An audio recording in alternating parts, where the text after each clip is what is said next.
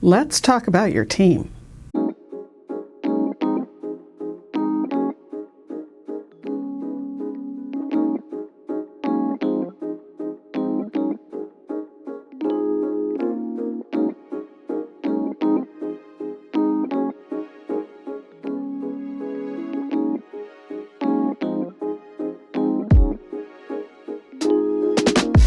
Hi entrepreneurs, I'm Vicky Brown, and you're in the right place if you want to engage your team, boost your business, and grow your leadership muscle. So last week we talked about how to care for yourself when the world feels like it's too much. And that's important because leadership starts there. But the truth is, it doesn't end there. You see, while you're trying to hold it all together, you're also leading people who are going through their own version of too much. They may not show it. They may still hit deadlines, smile on Zoom, and keep up with client demands. But underneath that, many of them are struggling quietly. Now, as a business owner, you can't take away all their stress, and actually that's not your job. But you do have the power to shape the environment they're working in. And that environment, how it feels to be part of your team, matters more now than ever. Start by recognizing what's going on out loud. Sometimes all it takes is a simple sentence. Hey, I know the world feels a little heavy right now. That moment of acknowledgement can be surprisingly powerful because most people don't expect their boss to say that. Most people think they're supposed to power through like nothing's happening. But when you acknowledge the climate calmly, without making it about politics or fear, you're giving people permission to breathe. You're letting them know they're not alone in how they're feeling, and sometimes that's all someone needs to stay grounded. Now from there, help your team to slow down. Oh, not in productivity, but in pressure.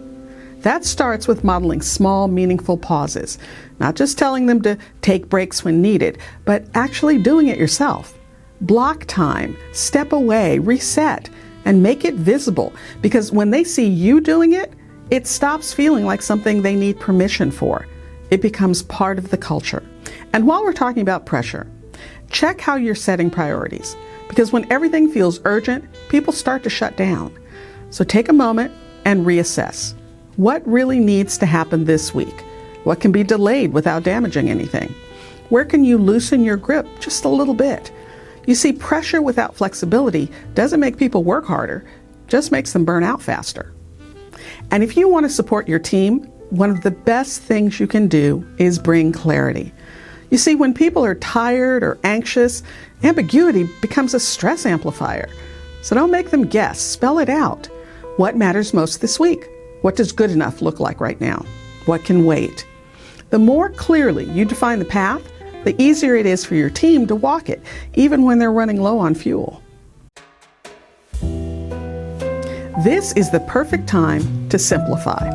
Once you've cleared the path, look around for anything that doesn't need to be there. Do you really need that extra report? That check-in meeting? That full slide deck? Sometimes the most supportive thing you can do as a leader is to remove things, remove friction, remove clutter, remove tasks that don't serve a real purpose. That's not laziness. That's smart leadership. And as the pace eases up, even a little, use that space to recognize progress. Not just the big milestones, but the small wins, the steady hands, the thoughtful follow-through. A quick shout out, a quiet thank you. It doesn't have to be performative, it just has to be real.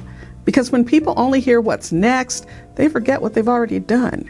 And in times like this, progress is fuel, so give them some. Now here's one that takes a little more intention. Boundaries. You know what we're all guilty of. Checking email after hours, sending Slack messages at night, skipping time off because there's just too much to do.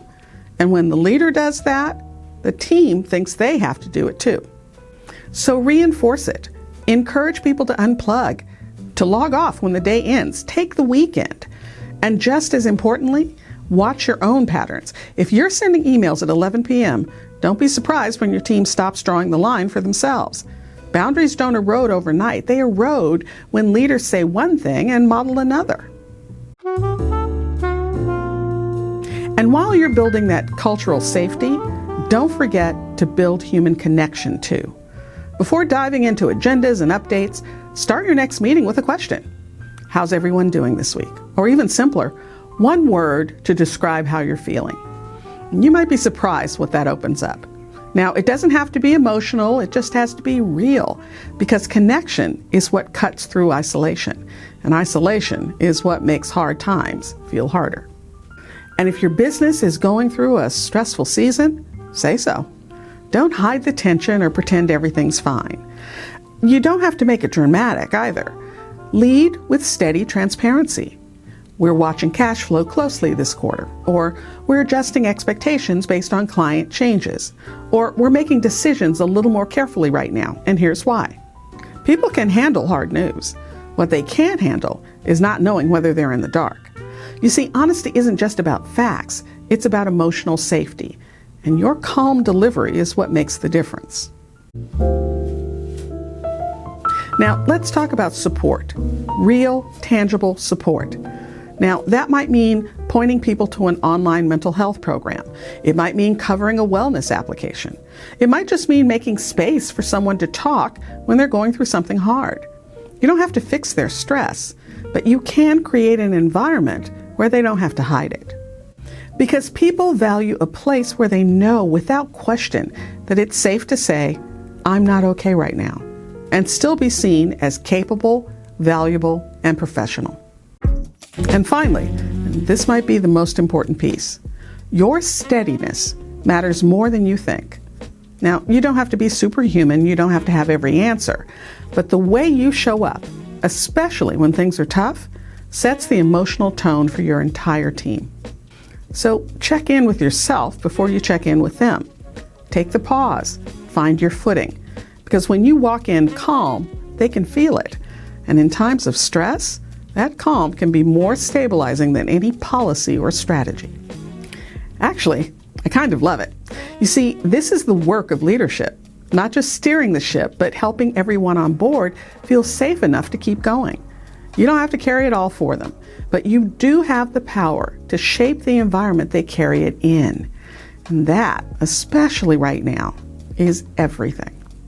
And remember, your inspired leadership is the secret sauce to having a high-performance team and a wildly successful business you'll love.